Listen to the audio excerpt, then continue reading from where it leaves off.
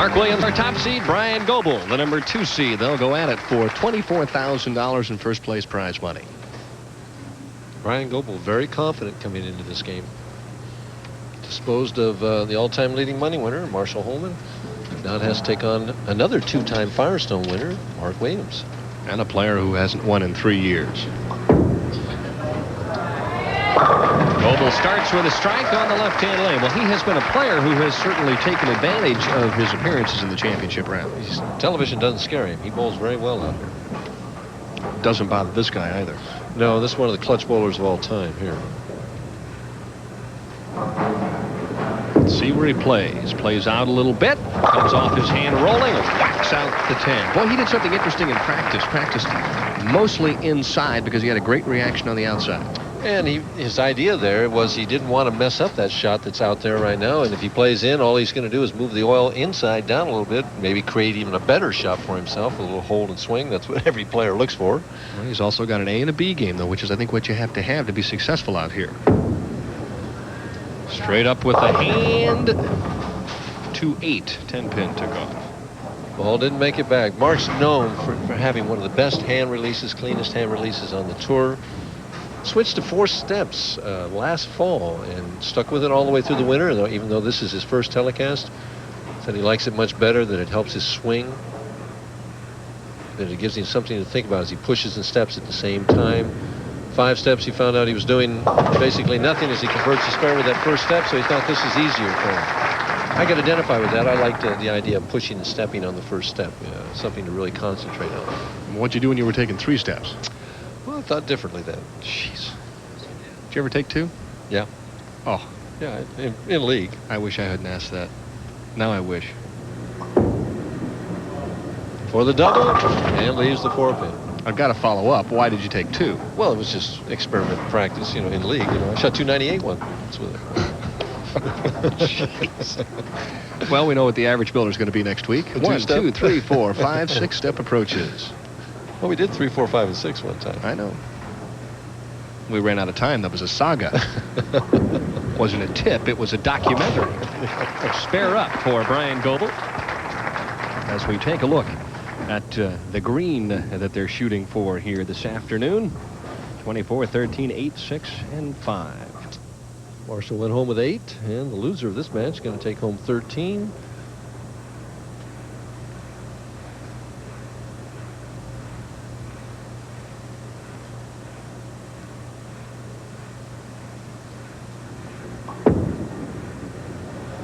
Left lane has been a good one for Goebel. He comes right back with a carbon copy shot. And Mark Williams made him finish on the right lane. You see the standings here. Williams moved into first place into match play and stayed right there throughout the match play. Goebel near the top all the way through. He was the qualifying leader.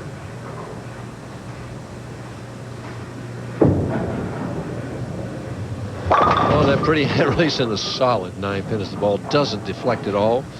See more and more of that in the contemporary game today with those high surface friction bowling balls hitting these pins, coming in from those extreme angles. You can see a lot of solid 9-pins.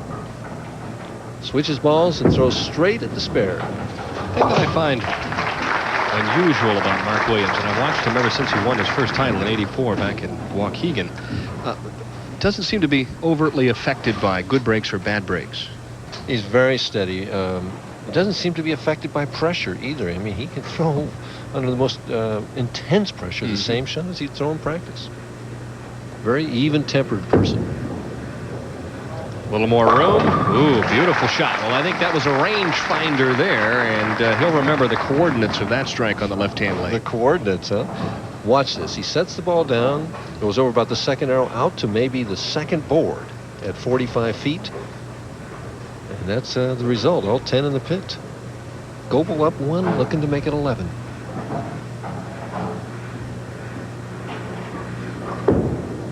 Swings it way out there and trips the 4. Boy, you got that reaction, and Kelly says, do it again, honey. Man, that looked like it was going to go just a touch high, but I think his ball does have a tendency to roll out a little bit. It definitely does. And rolling out, what we're saying there is that the last 15 feet, the ball doesn't continue to turn and dive to the left. It flattens out a little bit. And he said, that's fine with me that it flattened out when it did. Mine used to be flat for about 58 feet. For 3 in a row. Has to hurry.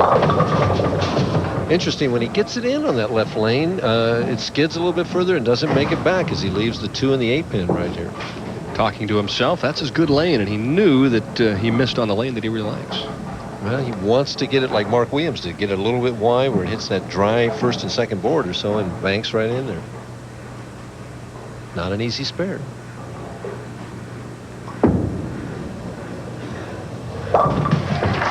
He made it look easy, though.